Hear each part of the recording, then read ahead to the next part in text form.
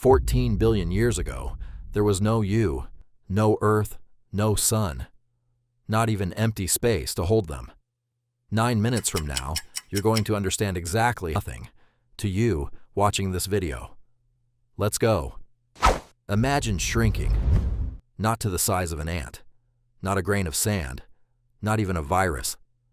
Keep going, further, until atoms become mountains. Inside every atom is mostly nothing.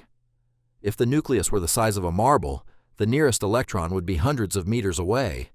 Nature, it turns out, is surprisingly empty. Dive deeper. Protons and neutrons aren't solid balls. They're made of even smaller particles called quarks. And here's the strange part. These tiny building blocks have never once been seen alone. They refuse to exist by themselves. Physicists call it color confinement. It's basically the universe saying, no spoilers. Even stranger, particles don't always behave like tiny balls. Sometimes they're waves. Sometimes they're pure probability. Quantum physics doesn't ask what is. It asks what might be. And somehow, reality still works. Quick question for the comments. Does it freak you out a little that the solid table in front of you is, at its core, mostly empty space? Tell me I'm not the only one. Now zoom out. Atoms join together. Hydrogen meets oxygen. Congratulations, you've invented water. Carbon joins the party. Now you've got chemistry. Give chemistry enough time, and suddenly molecules begin copying themselves. Nobody fully knows how. It's one of the biggest open questions in all of science. The exact moment chemistry became life has never been caught in the act. One day, Earth was just a hot rock circling a new star. Then, life happened.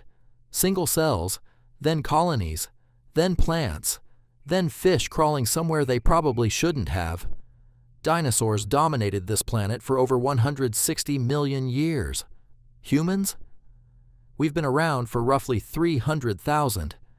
If Earth's entire history were compressed into a single 24-hour day, human civilization shows up in the last few seconds before midnight. We're not late party. We practically missed it entirely and showed up as it was being cleaned up. Now, let's leave Earth. First stop, the Moon.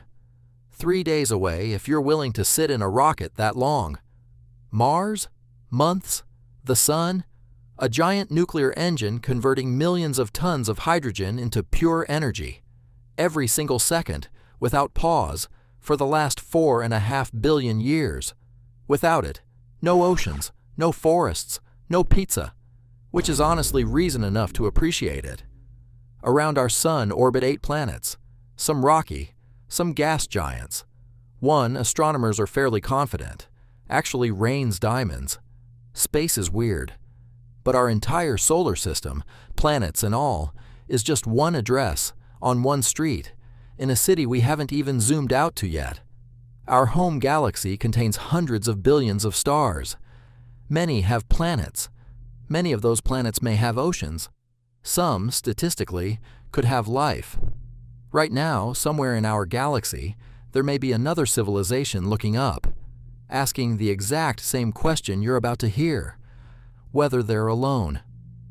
At the center of the Milky Way sits a supermassive black hole. It doesn't wander around devouring planets like science fiction likes to pretend.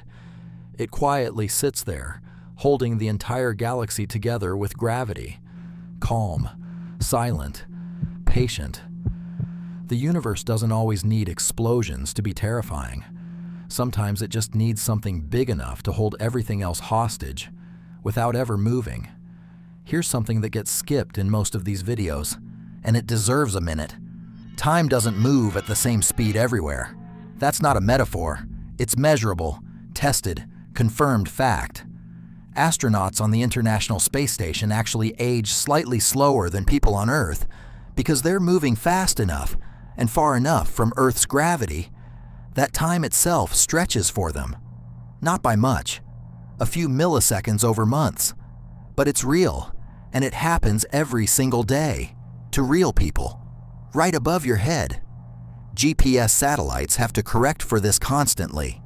If they didn't account for time running differently in orbit than it does down here, your phone's map would drift off by miles within a single day. So the now you're experiencing, reading, listening to this sentence, it's not the same now happening on the space station. It's not the same now happening near a black hole, where time can slow down almost to a stop. There isn't one universal clock ticking for everyone.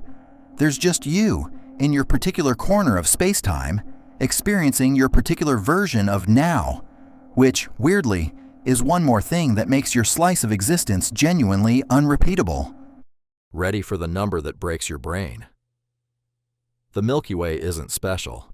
Astronomers estimate there are hundreds of billions of galaxies in the observable universe, each filled with billions of stars of their own. Trying to count them all is like trying to count every grain of sand on every beach on Earth, except there are far, far more stars than that. And here's the twist nobody saw coming. The universe isn't just expanding. That expansion is speeding up. Nobody fully knows why. Scientists call the mystery dark energy, which is a polite scientific way of saying, we have absolutely no idea, but it's definitely doing something. Second comment question, if you found out tomorrow there were confirmed civilizations in another galaxy, would that excite you or genuinely unsettle you? I want both answers in the comments. So, where does that leave us? We're tiny, smaller than tiny, cosmically invisible. But here's the part people usually miss. The universe spent nearly 14 billion years assembling the exact ingredients that eventually became you.